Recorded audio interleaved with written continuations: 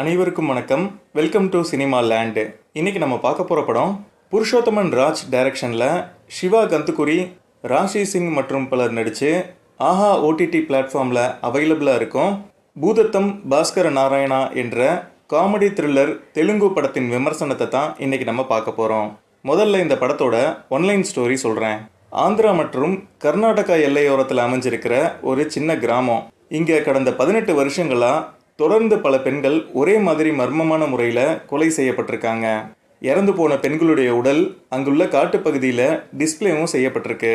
ஒரு எவிடன்ஸ் கூட கிடைக்காம பல வருஷமாக பெண்டிங்கில் இருக்கும் இந்த கேஸை ஒரு பிரைவேட் டிடெக்டிவ் இன்வெஸ்டிகேட் செய்வது தான் பூதத்தம் பாஸ்கர் நாராயணா படத்துடைய மொத்த கதை. இனி இந்த படத்துடைய டீட்டெயில் ரிவ்யூக்கு போகலாம். இதுவரை என்னோட சேனலை சப்ஸ்கிரைப் பண்ணலைன்னா சப்ஸ்கிரைப் பண்ணுங்கள். கூடவே ஆல் பட்டனையும் ப்ரெஸ் பண்ணுங்கள்.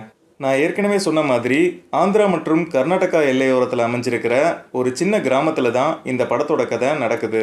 இந்த கிராமத்தை ஒட்டியுள்ள காட்டுப்பகுதியில் கடந்த 18 வருஷமாக தொடர்ந்து பல பெண்கள் ஒரே மாதிரி மர்மமான முறையில் கொலை செய்யப்பட்டு வீசப்பட்டு இருக்காங்க.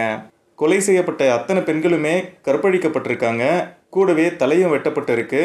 ஒரே மாதிரி வெள்ளை துணி உடுத்தப்பட்டு இறந்து போனவங்க உடலுக்கு மேலே திருஷ்டி பொம்மையும் வைக்கப்பட்டிருக்கு. இந்த கொலைகளுக்கு மேட்ச் ஆகிற மாதிரி ஒரு மிஸ்ஸிங் கேஸ் கூட சுற்றியுள்ள எந்த ஸ்டேஷன்லையும் பதிவாகலை. மொத்தம் 16 பெண்கள் இதுவரை கொலை செய்யப்பட்டிருக்காங்க. முதல்ல கொலை செய்யப்பட்ட 5 பெண்களோட உடல்களும் கர்நாடக வனப்பகுதியில் கிடைச்சதால கர்நாடகா ஸ்டேட் போலீஸும் இந்த கேஸை விசாரிக்கிறாங்க. கடைசியாக கொலை செய்யப்பட்ட பெண்ணோட கைகளில் உள்ள 12வது விரல் வெட்டப்பட்டு இருக்கு. ஒரு எவிடன்ஸ் கூட கிடைக்காம பல வருஷமாக பெண்டிங்கில் இருக்கும் இந்த கேஸை ஹீரோவோட போலீஸ் ஃப்ரெண்டு இப்போ இன்வெஸ்டிகேட் பண்ணிக்கிட்டு இருக்காரு. சரி, இப்போ ஹீரோவோட கதைக்கு வருவோம். இதே கிராமத்தை சேர்ந்த ஹீரோ சிவா ஒரு பிரைவேட் டிடெக்டிவ்.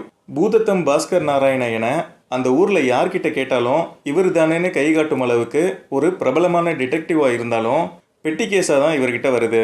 சின்ன வயசுல இருந்தே பக்கத்து வீட்டில் இருக்க ஹீரோயின் ராஷி சிங்கை காதலிக்கிற ஹீரோ சிவா எப்படி டிடெக்டிவ் ஆனார்னா, செய்யாத ஒரு கொலைக்கு ஜெயிலுக்கு போன அவமானம் தாங்க முடியாமல் சிவாவோட அண்ணன் தற்கொலை செஞ்சுக்கிட்டாரு. தன்னோட அண்ணன் சாவுக்கு காரணமான அந்த கொலைகாரனை கண்டுபிடிக்க டிடெக்டிவான சிவா இப்போ வர அந்த கொலைகாரனை கண்டுபிடிக்கல. இப்போ தன்னோட போலீஸ் ஃப்ரெண்டுக்கு உதவி செய்யும் நோக்கத்தில் கொலை செய்யப்பட்டு இறந்து போன பெண்களோட உடல்கள் கிடக்கும் கிரைம் சீனுக்கு போகும் சிவாவாலையும் எந்த ஒரு தடயத்தையும் கண்டுபிடிக்க முடியல. இந்த நிலையில மேலும் ஒரு கொலை இதே பேட்டர்ன்ல நடக்குது. இந்த தடவை கொலை செய்யப்பட்டது யாருன்னா ஹீரோயின் ராஷி சிங்கோட அக்கா. இதுவரை மேலோட்டமா இந்த கேஸை இன்வெஸ்டிகேட் செஞ்சுக்கிட்டு இருந்த ஹீரோ சிவா டீப்பா இறங்கி இன்வெஸ்டிகேட் செஞ்சதுல இந்த கொலையை செஞ்சது வழக்கமான கொலையாளி இல்ல, வேறு யாரோ ஒரு காப்பி கேட் கில்லர் என்பதை கண்டுபிடிக்கிறான். போலீஸ் அவனை எவிடன்ஸோட அரெஸ்ட் பண்ணுது. மேலும் சிவா இன்வெஸ்டிகேட் செஞ்சதுல இதுவரை கொலை செய்யப்பட்ட அத்தனை பேருமே பொண்ணுங்க இல்லை என்பதும் எல்லோருமே நரபலி கொடுக்கப்பட்டிருக்காங்க என்ற விஷயமும் கூடவே தெரிய வருது. குற்றவாளின்னு சந்தேகப்பட்டு போலீஸ் பிடிக்க போற ஒவ்வொருத்தருமே சொல்லி வச்ச மாதிரி தற்கொலை செஞ்சு இறந்து போக கடைசியா இந்த கேஸால ஹீரோயின் ராஷி சிங்கோட உயிருக்கும் ஆபத்து ஏற்படுது. கொலை செய்யப்பட்டவர்கள் எல்லாம் யாரு, யார் இந்த எல்லா கொலைகளையும் செய்வது, எதனால இவங்க நரபலி கொடுக்கப்பட்டிருக்காங்க, ஹீரோயினை காப்பாற்ற முடிஞ்சுதா இல்லையா என்பது தான் இந்த படத்துடைய மீதி கதை. இனி இந்த படத்தில் எனக்கு பிடிச்ச விஷயம், பிடிச்ச சீன்ஸ் எல்லாம் என்னென்னு சொல்கிறேன். கடவுளால் அழிக்கப்பட்ட ஒரு தீய சக்தியை திரும்ப கொண்டு வர பல காலங்களாக காத்திருந்து சரியான ஆட்களாக தேடி கண்டுபிடிச்சு நரபலி கொடுக்குற ஒரு குடும்பம். சின்ன எவிடன்ஸ் கூட கிடைக்காம தெளிவாக செயல்படுற இந்த கூட்டத்தை ஒரு சாதாரண டிடெக்டிவ் கண்டுபிடிப்பது தான் இந்த படத்துடைய மொத்த கதை.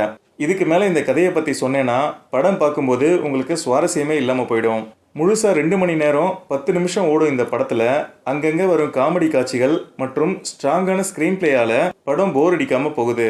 புராண கதை ஒன்றை இந்த படத்தின் கதையோட அழகாக சேர்த்துருக்காங்க. அடுத்து இந்த படத்துடைய பேக்ரவுண்ட் மியூசிக் ரொம்ப நல்லா இருந்துச்சு. சில இடங்களில் ராட்சசன் படத்தை நமக்கு ஞாபகப்படுத்துச்சு. சினிமாட்டோகிராஃபியில் மட்டும் இன்னும் கொஞ்சம் கவனம் செலுத்தி இருக்கலாம். ஏன்னா படத்தோட கதை கரண்ட்டில் நடப்பதாக இருந்தாலும் நாம் ஏதோ ஒரு பழைய படத்தை பார்ப்பது போல தான் பல இடங்களில் தோணுச்சு. அடுத்து ஹீரோவை நடித்த சிவா கந்துகுரியோட பெர்ஃபார்மன்ஸ். கண்ணாடியை கழட்டினா இவருக்கு கண்ணு தெரியாது.